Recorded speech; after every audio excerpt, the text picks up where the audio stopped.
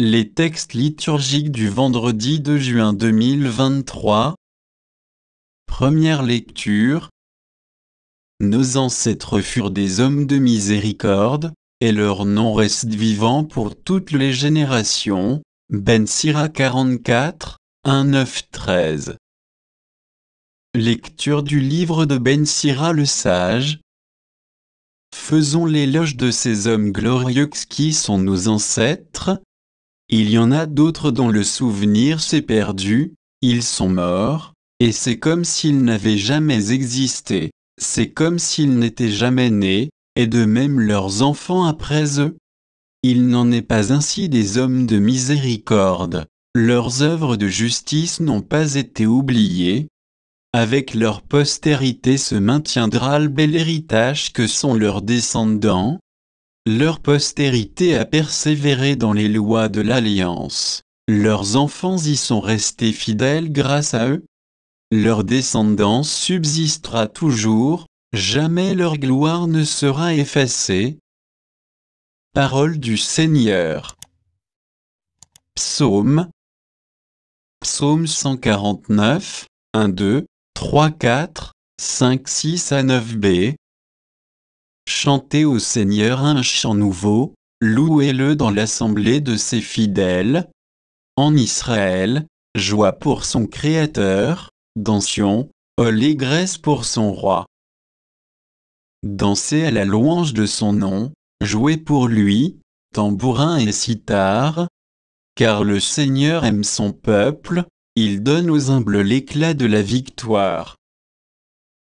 Que les fidèles exultent, glorieux, criant leur joie à l'heure du triomphe. Qu'ils proclament les éloges de Dieu, c'est la fierté de ses fidèles. Évangile. Ma maison sera appelée maison de prière pour toutes les nations. Ayez foi en Dieu. Marc 11, 11, 25. Évangile de Jésus-Christ selon saint Marc. Après son arrivée au milieu des acclamations de la foule, Jésus entra à Jérusalem, dans le temple. Il parcourut du regard toutes choses et, comme c'était déjà le soir, il sortit pour aller à Béthanie avec les 12. Le lendemain, quand ils quittèrent Béthanie, il eut faim. Voyant de loin un figuier qui avait des feuilles, il alla voir s'il y trouverait quelque chose, mais, en s'approchant, il ne trouva que des feuilles, car ce n'était pas la saison des figues. Alors il dit au figuier, que jamais plus personne ne mange de tes fruits. Et ses disciples avaient bien entendu. Ils arrivèrent à Jérusalem. Entrés dans le temple, Jésus se mit à expulser ceux qui vendaient et ceux qui achetaient dans le temple. Il renversa les comptoirs des changeurs et les sièges des marchands de colombes, et il ne laissait personne transporter quoi que ce soit à travers le temple. Il enseignait, et il déclarait aux gens, l'Écriture ne dit-elle pas ? Ma maison sera appelée maison de prière pour toutes les nations. Or vous en avez fait une caverne de bandits. Apprenant cela, les grands prêtres et les scribes cherchaient comment le faire périr. En effet, ils avaient peur de lui, car toute la foule était frappée par son enseignement. Et quand le soir tomba, Jésus et ses disciples s'en allèrent hors de la ville. Le lendemain matin, en passant, ils virent le figuier qui était desséché jusqu'aux racines.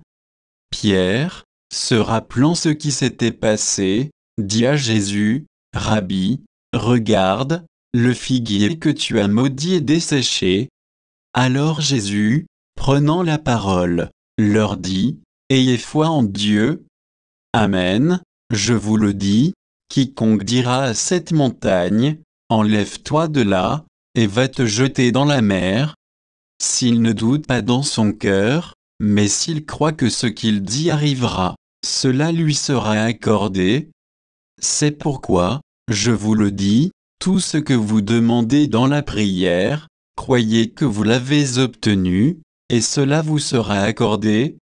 Et quand vous vous tenez en prière, si vous avez quelque chose contre quelqu'un, pardonnez, afin que votre Père qui est aux cieux vous pardonne aussi vos fautes. Acclamons la parole de Dieu.